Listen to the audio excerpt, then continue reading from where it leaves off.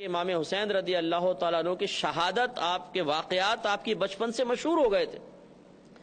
سرکار نے بشارت دے دی تھی کہ میرے اس بیٹے کو شہید کیا جائے گا، اور تہذیب و تہذیب اٹھا کے آپ پڑھ لیجئے، بڑی معتبر کتاب ہے، اس میں یہ لکھا ہے صراحتاً کہ نبی کریم صلی اللہ علیہ وسلم نے ارشاد فرمایا کہ ایک وقت آئے گا کہ میرے اس بیٹے کو قریش کے آوارہ گرد نوجوان شہید کریں گے، اور یہی ہوا۔ سن 60 سن ہجری میں یہ یزید حاکم بنا ہے۔ سن 61 سن ہجری جب آیا ہے، ایک سال تقریباً اس میں نکلا کہ آپ مدینے سے مکے آئے، پھر 6-7 مہینے وہاں ٹھہرے۔ سن 61 ہجری کا مطلب سن 60 ہجری کا اختتام تھا اور 61 ہجری کی ابتدا تھی، سمجھ لو۔ تو ذوالحجہ کا مہینہ تھا، 3 ذوالحجہ کو امام حسین رضی اللہ تعالیٰ عنہ اپنے گھر سے نکلے ہیں۔ تو اب راز یہی ہے کہ آپ کو تو بچپن سے ہی بتا دیا گیا تھا کہ آپ کو شہید ہونا ہے، حتیٰ کہ امام حضرت علی رضی اللہ تعالی عنہ جب ایک سفر سے واپس آ رہے تھے تو ایک جگہ آپ نے پڑاؤ ڈالا، پوچھا یہ کون سی جگہ ہے، بتائے میدان کربلا ہے۔ تو آپ رونے لگے اور خیمے سے باہر آ کے آپ نے فرمایا کہ میری اولاد کو اس مقام پر شہید کیا جائے گا، کیونکہ نبی کریم صلی اللہ علیہ وسلم نے مجھے بتایا۔ تو یعنی اتنی معروف چیز تھی۔ تو امام حسین رضی اللہ تعالیٰ عنہ یہ جانتے تھے کہ اب عمر کا وہ حصہ آ چکا ہے جس میں نبی کریم صلی اللہ علیہ وسلم کی میرے بچپن میں دی گئی خبر کی باقاعدہ ایک عملی شکل نظر آنے والی ہے۔ وہ کیسے رکتے؟ اور پھر آپ دیکھیے کہ اگر روکنا ہی مقصود ہوتا تو اللہ تعالیٰ کے نبی اللہ کی بارگاہ میں دعا کرتے کہ یا رب کریم اس کی شہادت کا معاملہ ختم فرما دے، میرے بچے کو کوئی بے دردی سے شہید نہ کرے۔ حضرت علی رضی اللہ تعالیٰ عنہ دعا کر دیتے کہ اللہ تعالیٰ میرے بچے کو شہادت اس طرح بے دردی سے نہ مارا جائے۔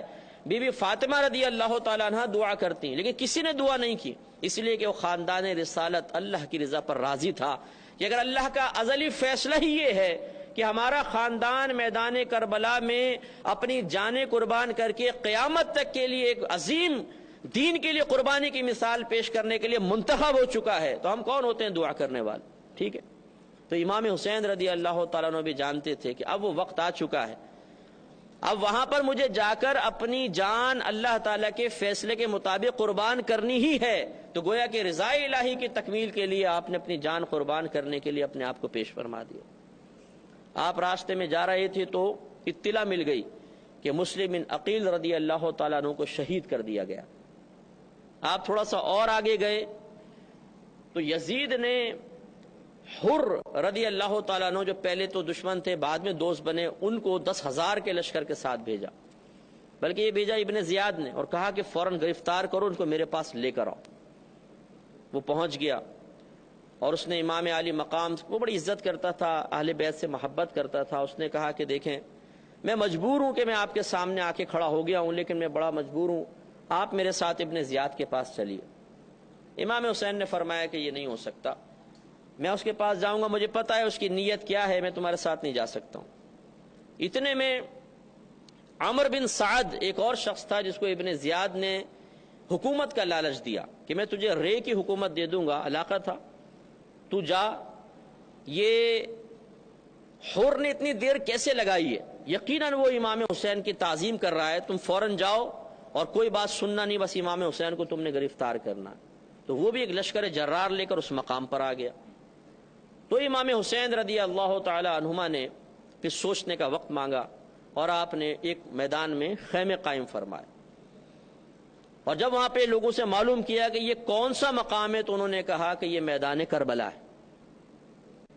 ایک روایت کے مطابق پہلی محرم تھی اور ایک روایت کے مطابق دوسری محرم تھی جس میں امام حسین رضی اللہ تعالی عنہما نے اس میدان میں خیمے قائم فرمائے۔ لیکن یہ تاریخ گواہ ہے کہ جب آپ کو یہ پتہ چلا یہ میدان کربلا ہے تو آپ نے فرمایا بس ہمارے شہادت گاہ بھی یہی ہے۔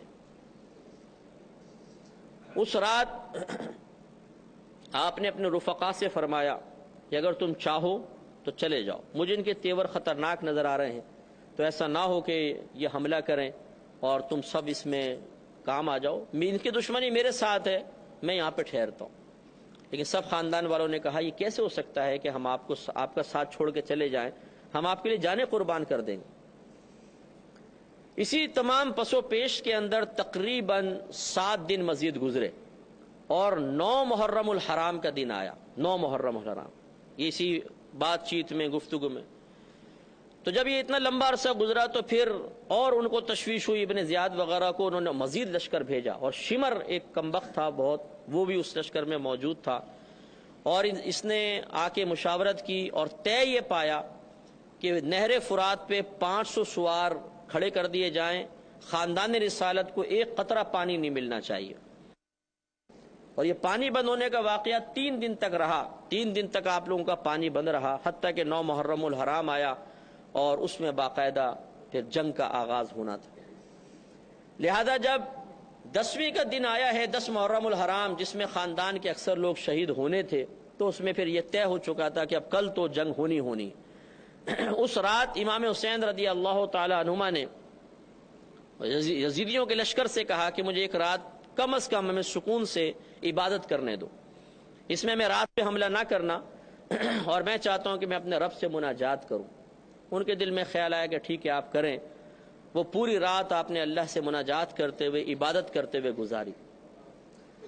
اور رات میں پھر اپنے خاندان والوں سے خطاب فرمایا کہ دیکھو ابھی بھی موقع ہے، اگر تم چاہو تو 2 کر کے ادھر ادھر نکل جاؤ. رات کا اندھیرا ہے، تمہیں کوئی نہیں پکڑے گا. قریبی گاؤں میں جانا اور وہاں سے اپنے گھروں کو چلے جانا.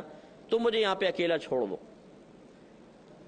کسی نے بھی جانے کا اقرار نہ کیا اور ہر ایک نے کہا کہ ہم دین کے نام پہ اپنی جانیں قربان کریں گے. لہذا جب صبح ہوئی اور مارکے کا آغاز ہوا تو پیر در پہ خاندان رسالت کے افراد شہید ہوتے چلے گئے. پہلے دیگر افراد جو محبت کرنے والے تھے، پھر خاندان رسالت، اور پھر خاص طور پر حضرت امام حسین رضی اللہ تعالی عنہما کے گھر والوں میں سے علی اکبر آگے بڑھے. علی اکبر جوان تھے ماشاءاللہ، بڑے خوبرو جوان تھے، اور ان کی مشابہت نبی کریم صلی اللہ علیہ وسلم سے بہت زیادہ تھی. بڑے خوبصورت نوجوان تھے. آپ گھوڑے پر بیٹھے، تلوار لگائی. پہلے امام حسین رضی اللہ تعالیٰ عنہ نے فرمایا کہ میں جاتا ہوں. کہا کہ نہیں بابا جان، جس کا بیٹا جوان ہو تو باپ کیوں جائے گا، میں جاتا ہوں. اس وقت حضرت امام حسین کی تاریخ کے مطابق جو تاریخ نگاروں نے لکھا ہے، عمر مبارکہ تھی 56 سال 5 ماہ 5 دن. اور وہ لکھتے ہیں کہ ایک بال بھی آپ کا سفید نہیں ہوا تھا، ایک بال بھی سفید نہیں تھا، ایسے خوبرو جوان نظر آتے تھے. بیٹا گیا اور جا کے حملہ کیا، اور زبردست حملہ کیا. ایسا حملہ کیا کہ جس طرف جاتے تھے صفے کے صفے الٹ دیتے تھے، اور کسی میں ہمت نہیں ہوتی تھی کہ سامنے آئے. جو سامنے آیا اس کو گاجر مولی کی طرح کاٹ دیا. تو اب یہ ابن زیاد اور یہ عمر بھی، یہ عروہ بن سعد، یہ سب بڑے پریشان ہوئے کہ کیا کریں. اب ابن زیاد تو خیر اپنے وہاں سے کمانڈ کر رہا تھا، کوفہ کے اندر بیٹھا ہوا تھا. یہاں شمر تھا اور عروہ یہ ابن سعد تھا. تو طے یہ ہوا کہ کہا کہ چاروں طرف سے حملہ کرو، اس کو گھیر لو. اس نوجوان کو اگر ایک ایک کر کے آتے رہے تو پورا لشکر بھی اگر آ جائے گا تو یہ قابو میں آنے والا نہیں. چاروں طرف سے حملہ ہوا. حضرت نے ایسا حملہ کیا کہ جتنے آتے تھے سب کو گاجر مولی کی طرح کاٹ دیا کرتے تھے. زبردست قسم کا معرکہ ہوا. لیکن 3 دن سے حلق میں ایک قطرہ پانی نہیں پہنچ رہا ہے، تو پیاس کی وجہ سے نڈھال ہو گئے اور واپس والد صاحب کے پاس آئے اور کہا کہ ابا جان اگر ایک گھونٹ پانی مل جائے تو پھر دیکھیں میں ان کے ساتھ کیا کرتا ہوں. تو امام حسین رضی اللہ تعالی عنہما نے ایک روایت کے مطابق اپنی انگوٹھی ان کے منہ میں رکھی تو سیرابی آ گئی، اور ایک روایت کے مطابق اپنی سوکھی زبان ان کے منہ میں رکھی تو ان کو تراوٹ حاصل ہو گئی. اور پھر آپ گئے اور پھر حملہ کیا. لیکن اب کی دفعہ ظالموں نے چاروں طرف سے تیر برسائے، بزدلوں نے پتھر مارے دور سے. اب اندازہ کریں کہ خاندان رسالت کا ایک چشمہ چراغ جس کی شکل مبارکہ نبی کریم صلی اللہ علیہ وسلم سے ملتی ہوئی ہو، اور وہ نوجوان خوبرو نوجوان کھڑا ہو اور چاروں طرف سے پتھر مارے جا رہے ہوں اور تیر برسائے جا رہے ہوں، کتنا دردناک منظر ہوگا آپ اندازہ کریں. گلشن فاطمہ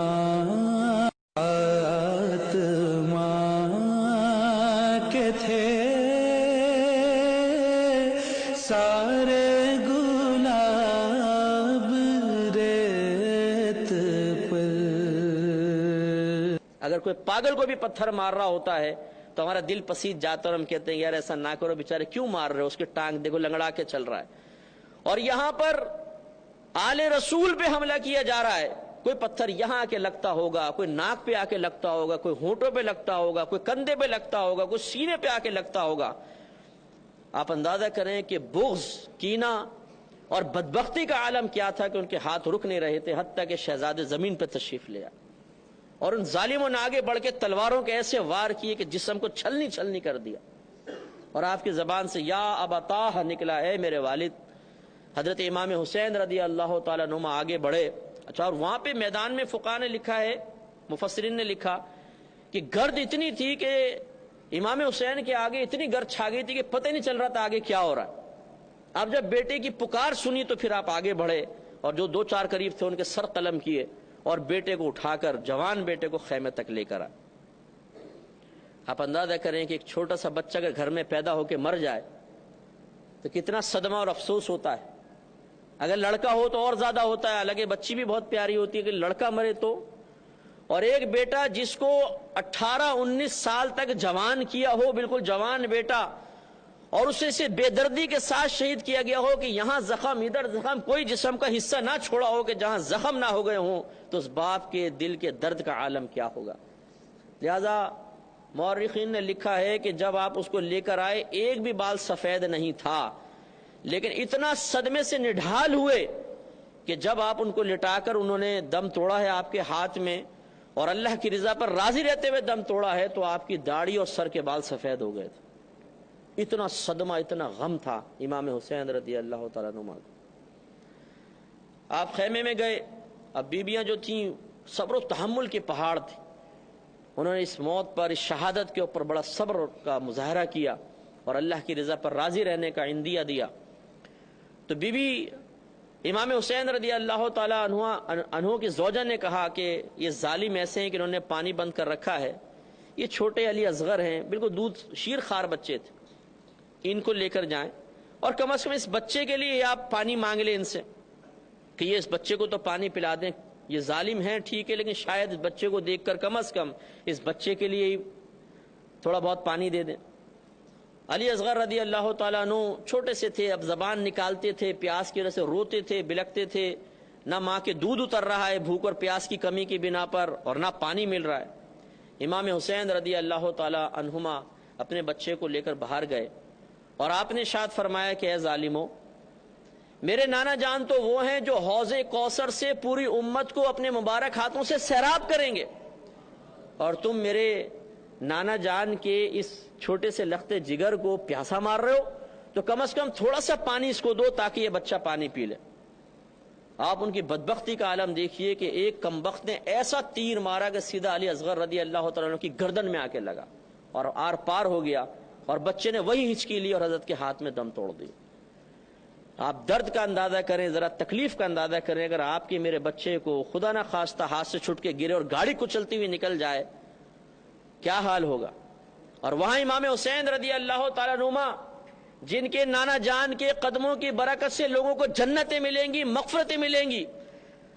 ہمارے نبی کا وجود مسعود نہ ہوتا تو نہ آپ ہوتے، نہ میں ہوتے، نہ یہ کائنات ہوتی۔ اگر ان حدیثوں کو مانا جائے کہ اللہ تعالیٰ نے ارشاد فرمایا کہ حبیب اگر اپنی ربوبیت ظاہر کرنا، اگر تجھے پیدا کرنا مقصود نہ ہوتا تو میں اپنے رب ہونے کو ہی ظاہر نہ فرماتا۔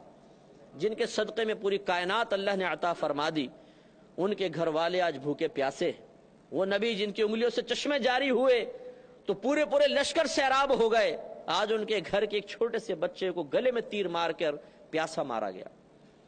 لیکن امام حسین رضی اللہ تعالیٰ عنہ کی زبان پہ شکوہ نہیں آیا، شکایت نہیں آئی، صبر کے پہاڑ رہے۔ بچے کو لا کے خیمے میں دکھایا، بچہ خاموش ہے، اضطراب نہیں ہے، بے قراری نہیں ہے، آرام سے لیٹا ہوا ہے۔ گھر کی بیویاں سمجھی کہ شاید بچے کو پانی دے دیا گیا ہے تو بڑے سکون سے سو گیا ہے، لیکن جب آ کر بتایا کہ اس کے تو گلے میں تیر مار دیا گیا ہے، تو آپ سوچئے کہ ان ماں کے قلب کا عالم کیا ہوگا، ان لوگوں کے دل کو کیسا تکلیف پہنچائی گئی ہے۔ آل رسول کو اس کا آپ اندازہ کریں کہ کس قدر وہ اذیت اور کرب میں ہوں گے۔ اس کے بعد حضرت قاسم بن حسن رضی اللہ تعالیٰ عنہ 9 سال کے بچے، صرف 9 سال۔ امام حسین نے ارادہ کیا کہ میں جاؤں، تو کہا کہ نہیں چچا جان، میں جاتا ہوں، آپ مجھے موقع فراہم کریں۔ 9 سال کا بچہ کتنی چھوٹی سی تلوار لے کے میدان میں نکلا ہوگا، آدمی ویسی بچوں کو دیکھ کے کہتا ہے کہ چھوڑو یار چھوٹا بچہ ہے, کیا ماریں اور کیا پیٹیں, لیکن ان ظالموں نے جنہوں نے علی اصغر کے گلے میں تیر مار دیا اس بچے کو کیا چھوڑتے, 2 منٹ میں اس کو بھی شہید کر دیا. اب امام زین العابدین اور جن سے آج جو جتنے بھی سید ہیں وہ آپ کی نسل سے ہیں, یہ بیمار تھے اور بہت زیادہ بیمار ہو گئے تھے, بخار بہت زیادہ تھا, جسم میں نقاہت تھی, کئی دن کے فاقے بھی تھے, پیاس پانی تو 3 دن سے بند کیا ہوا تھا, تو یہ اپنے پاؤں پہ صحیح کھڑے بھی نہیں ہو پا رہے تھے, جسم پہ لرزہ تھا. تو کہا کہ بابا جان اب مجھے اجازت دیں کہ میں اپنی جان کو قربان کروں. امام حسین رضی اللہ تعالیٰ عنہ نے فرمایا کہ نہیں بیٹا, اب اللہ تعالیٰ کا فیصلہ یہی ہے کہ میرا وقت شہادت آ گیا ہے, میں جاؤں گا اور تم عورتوں کے پاس رہو, مجھے اللہ کی رحمت سے یقین ہے کہ تم سے ہی اب ہماری نسل آگے چلے گی. بیٹے کو وہاں چھوڑا اور پھر حضرت امام حسین رضی اللہ تعالیٰ عنہ تیار ہوئے. اب آپ غور کیجئے کہ چشم فلک کتنی حیرت کے ساتھ یہ نظارہ دیکھ رہا ہوگا کہ وہ نانا جان جنہوں نے ان لبوں کو چوما ہے, امام حسین کے پیشانی کو چوما ہے, یہ اگر سجدے میں آ کے سرکار کے کندھے پہ بیٹھ جائیں تو سرکار اپنے سجدوں کو طویل کر دیں.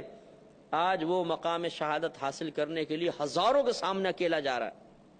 آپ نے امامہ رسول آپ کے پاس تھا, وہ اپنے سر پہ باندھا, اور حضرت علی رضی اللہ تعالیٰ عنہ کی تلوار لی, حمزہ رضی اللہ تعالیٰ عنہ کی زرہ آپ کے پاس تھی وہ باندھی, اور آپ گھوڑے پہ سوار ہوئے اور میدان میں تشریف لے آئے. آپ نے وہاں پر آ کے ایک واعظ کیا اور اتمام حجت کے لیے ان سب کو سمجھایا کہ اے لوگوں ذرا غور کرو, تم کس کو مار رہے ہو, آخر تمہاری میری دشمنی کیا ہے, میں نے کون سے ایسا غلط کام کیا ہے کہ آج تمہارے سامنے کھڑے ہو اور مجھے قتل کرنے کے در پہ ہو. سوچو کہ جب تم میدان معاشر میں میرے نانا جان کے سامنے پہنچو گے تو کس منہ سے شفاعت کا سوال کرو گے, اس لیے مجھے پہچانو, میں نواسہ رسول ہوں, اور کم از کم مجھ سے تعارض نہ کرو, اور یہ نہ کرو اپنی آخرت برباد مت کرو. لیکن وہ ایسے ظالم تھے, اتنے خبیث قسم کے لوگ تھے کہ انہوں نے کہا کہ لمبا وعظ و نصیحت نہ کریں, ہمیں آپ کا وعظ و نصیحت نہیں چاہیے, مقابلہ ہوگا. آپ کو میں نے بتایا تھا کہ حر بھی ان کے ساتھ تھا. جب یہ امام حسین رضی اللہ تعالیٰ عنہ کی شہادت کا وقت آیا, اس سے کچھ عرصے پہلے, یعنی کچھ ٹائم وقت پہلے یہ اس طرف آیا. اب دیکھیں جس کو اللہ تعالیٰ کرم فرمائے, جس کو ہدایت عطا فرمائے, اس نے آ کر کہا کہ اے امام حسین میں آپ سے معذرت چاہتا ہوں, اگر میں آپ کو جانے دیتا اور کچھ اور راستہ نکال لیتا تو شاید آج یہ صورتحال نہ آتی, اور مجھے بڑا افسوس ہے اور بہت صدمہ ہے کہ تمام معاملات ہو رہے ہیں, کیا میرے لیے بخشش اور نجات کا کوئی راستہ ہے؟ امام حسین رضی اللہ تعالیٰ عنہ نے فرمایا کہ اگر تو ان کا ساتھ چھوڑ دے اور ہمارا ساتھ دے تو میں تجھے اپنے نانا جان کی شفاعت کا وعدہ دیتا ہوں, اور انشاءاللہ اللہ تعالیٰ تیری بخشش و مغفرت کرے گا. اس نے اسی وقت حضرت امام حسین کی طرف سے ان لوگوں کو للکارا اور کہا کہ اے لوگوں, میں جہنم چھوڑ کے جنت کی طرف آ گیا ہوں, اور میں تمہیں بھی دعوت دیتا ہوں کہ ہمت کرو اور اس طرف آ جاؤ. لیکن بدبختی, وہ بھی لڑے اور وہ بھی شہید ہوئے. اب یہ آخری مارکا تھا. امام حسین رضی اللہ تعالیٰ عنہ اکیلے ہیں, نواسہ رسول ہیں, جن کی فضیلت اور برکت کو نبی کریم صلی اللہ علیہ وسلم عرصہ دراز تک بیان کرتے رہے ہیں. لوگ جن کی بارگاہ میں آ کے دعائیں کر کے اپنی حاجات پوری کرتے رہے ہیں, اللہ کی بارگاہ سے انعامات حاصل کرتے رہے ہیں. آج امام حسین تنہا کھڑے ہیں, اور یہ سارے کمبخت بدبخت سامنے کھڑے ہیں جنہوں نے عرضیاں دے دے کر, خط لکھ لکھ کر آپ کو بلایا, وہ بھی سامنے کھڑے ہیں. اور امام حسین نے یاد دلایا کہ تم نے مجھے خط نہیں لکھا تھا, تم نے نہیں لکھا تھا, تم نے نہیں لکھا تھا. وہ صاف انکاری ہو گیا, ہم نے کہاں لکھا تھا. ایک آگے بڑھا, اس نے کہا زیادہ وعظ و نصیحت کرنے کی ضرورت نہیں, تم بہت بڑے بنتے ہو, اب دیکھنا ہم تمہیں کیسے پیاسا مارتے ہیں. آپ نے فرمایا اللہ تجھے پیاسا مارے. کہتے ہیں کہ ایسی امام حسین کی یہ زبان سے نکلنے والے الفاظ تھے کہ اس کو سخت پیاس محسوس ہوئی. وہ پیچھے ہٹا اور وہ مشکے کی مشکے پانی پی جاتا تھا, لیکن اس کی پیاس نہیں بجھتی تھی, حتیٰ کہ ایسی پیاس کی حالت میں ایڑیاں رگڑ رگڑ کے مر گیا. ایک دوسرا آگے بڑھا, معذاللہ ثم معذاللہ بدتمیز تو بہت تھے, کہنے لگا کہ ان قریب تم جہنم کی آگ میں جلو گے. امام حسین رضی اللہ تعالیٰ عنہ نے فرمایا کہ میں نہیں, انشاءاللہ تو جلے گا. تو امام حسین کے خاندان والوں نے خندق کھودی تھی جس میں آگ لگائی ہوئی تھی. جیسے آپ نے فرمایا تو اس کو گھوڑا بدکا اور اس کو اپنے اوپر سے پھینکا, وہ گرا, اس کا پاؤں زین میں پھنس گیا اور وہ تیزی سے چلتا ہوا اس خندق کے اوپر سے گزرا، یہ خندق کے اندر گیا، گھوڑا آگے نکل گیا اور جل کے اسی وقت ہلاک ہو گیا۔ تو مورخین نے لکھا ہے کہ اللہ تعالیٰ کی عطا سے امام حسین رضی اللہ تعالیٰ عنہما کو مستجاب الدعوات بنایا گیا تھا۔ اگر آپ چاہتے اور ایک بددعا دیتے پورا لشکر تباہ ہو جاتا، لیکن آپ جانتے تھے کہ اللہ تبارک و تعالیٰ نے اس میدان میں اس وقت میں میری شہادت لکھ دی ہے، تو پھر آپ نے اپنی شہادت کو ٹالنے کے لیے اور اس وقت سے باہر نکلنے کے لیے، اس مشکل سے باہر نکلنے کے لیے کوئی دعا نہیں کی اور اس لشکر کو تباہی کے لیے دعا نہ فرمائی۔ یہ اللہ کی رضا پر راضی رہنے کی ایک عظیم مثال ہے۔ اب وہی ہوا، پہلے ایک آیا اس کو مارا، دوسرا آیا اس کو مارا، تیسرا آیا اس کو مارا۔ خاندان رسالت کا شیر اکیلا ہزاروں کے سامنے کھڑا ہوا ہے، اور یہ عام بھیڑ بکریوں کے اندر اتنی طاقت اور ہمت نہیں ہے کہ خاندان رسالت کے شیر کو للکار سکے۔ اب ان بدبختوں نے کہا کہ بھئی ان کو تو حملہ کرنا اور ان کو زیر کرنا بڑا مشکل ہے، کیا کیا جائے؟